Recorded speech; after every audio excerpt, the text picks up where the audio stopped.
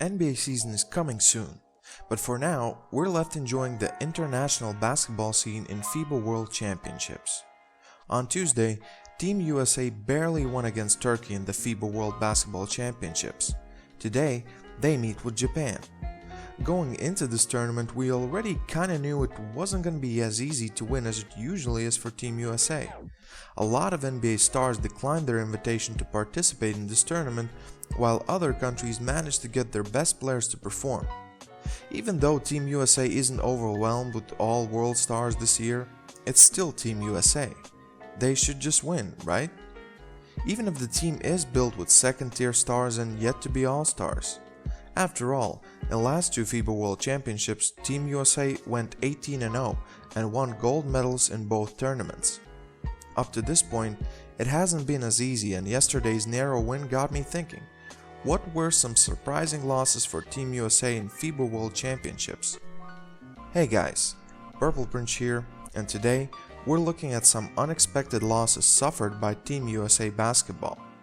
Right off the bat, I want to say that I'm looking only at the FIBA World Championship tournament, not Olympic Games, not AmeriCup. Also, there's no real order here based on the severity of the loss, and we're looking at the last 40 years of USA basketball. Let's start. 1982 World Cup. After an underwhelming 1978 World Cup where Team USA conquered only 5th place of 14 participating teams, the 1982 World Cup did have some more expectations. It really shouldn't have. Team USA was made out of mostly college players and some players who played overseas. Or in other words, there was no future legend on that team. The best player on the 1982 USA team was Glenn Rivers. You might know him better as Doc Rivers. And when your best player is still in college and afterwards is a role player in NBA, you can't expect big results, which was exactly what happened. Team USA suffered its first loss against Spain in group round 99-109. Then, in the semi-final round, Team USA somewhat surprisingly beat Yugoslavia, then Colombia, squeezed out a narrow win against Canada, and then beat Soviet Union and Australia. The last loss Team USA would suffer in this tournament was the hardest. They lost to Soviet Union in the finals by 1 point, 94-95. They lost to a team they beat just 2 days ago, but the luck this time wasn't on USA's side. They ended up with silver medals. 1986 World Cup. When you look at the 1986 World Cup rosters, you finally start to see some better known faces. Brian Shaw, a young Admiral David Robinson, Steve Kerr, and I'll tell you right away, Team USA won this tournament. They barely slipped by Puerto Rico in the group stages, but that was their only problem there.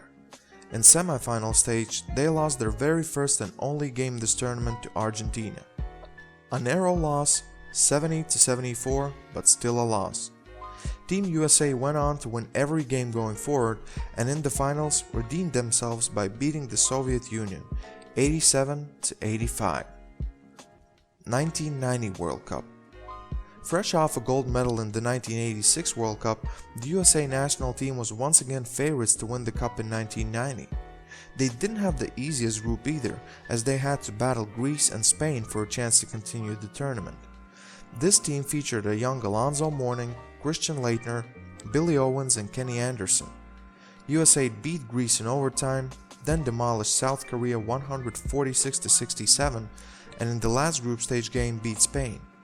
In the second round, Team USA lost to Puerto Rico in the last group game, but made the semi-finals where they lost to Yugoslavia.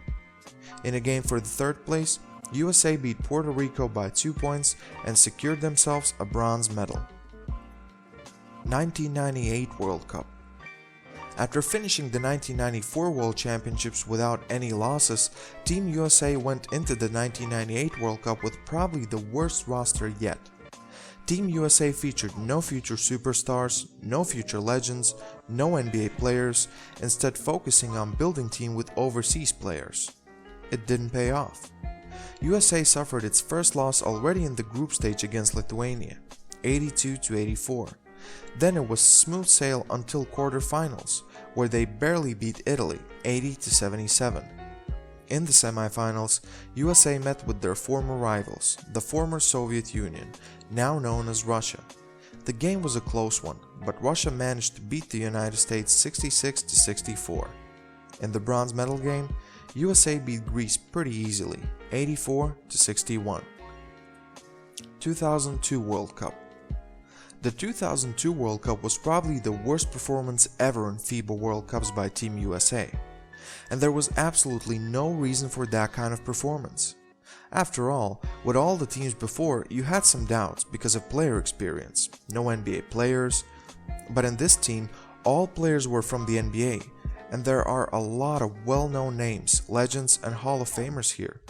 Just listen: Baron Davis, Andre Miller, Jermaine O'Neal, Antonio Davis, Paul Pierce, Reggie Miller, Sean Marion, Ben Wallace, Elton Brand, all very good players who had very good careers.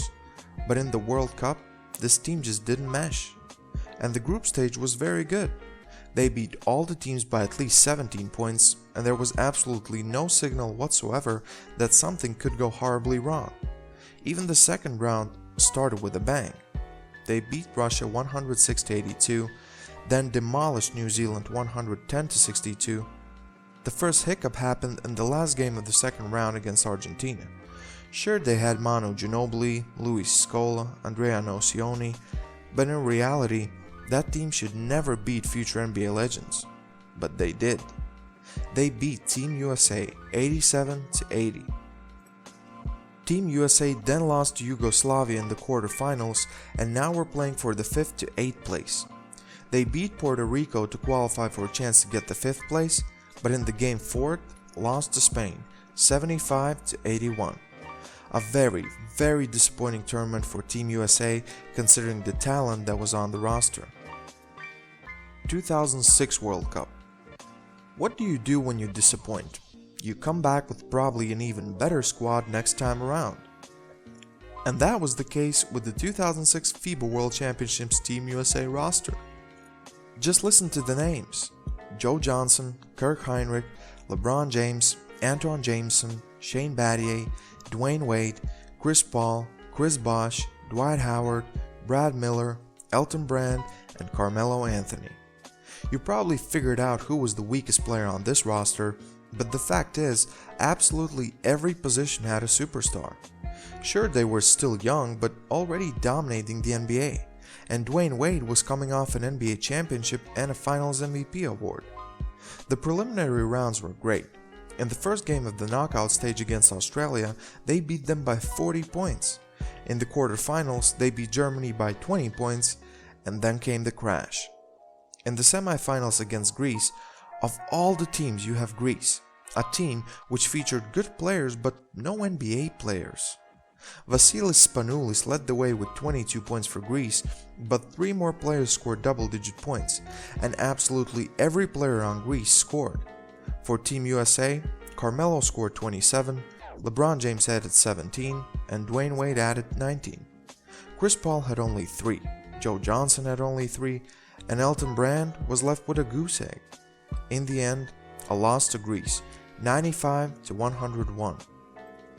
In the game for bronze medals, Team USA beat Argentina pretty soundly, 96-81. But the tournament was a fail anyway. What makes this all worse is that Greece was so bad in the gold medal game against Spain. They lost 47-70, no competition at all. And here they were 2 days ago and everything clicked for them. That was the last loss for Team USA in the FIBA World Championships. 2010 and 2014 were dominating years, but this year, they don't look so dominating. We'll see if they catch a loss on the way. Thanks for watching, guys. Who in your opinion was the worst roster that Team USA assembled? Do you see Team USA winning gold medals this year? Whatever your thought is, please leave a comment below. I'll appreciate every comment coming my way. Also, please like this video and don't forget to subscribe to my YouTube channel and enable bell notifications to not miss any videos in the future. Thanks. This is Purple Prince, and I'm out. All my life I've been the fucking underdog. Used to wonder how these niggas got it all. I was getting one play a day, now I got a couple thousand on my catalog. See through you niggas. no ultrasound. School of motherfuckers, you a class clown. You was talking shit, where you at now? Everybody play the tough guy till it's man down. Dancing with the devil, Lucy always came to function. Didn't really have an option. See more tears than an onion. I was following my passion, probably die for the shit.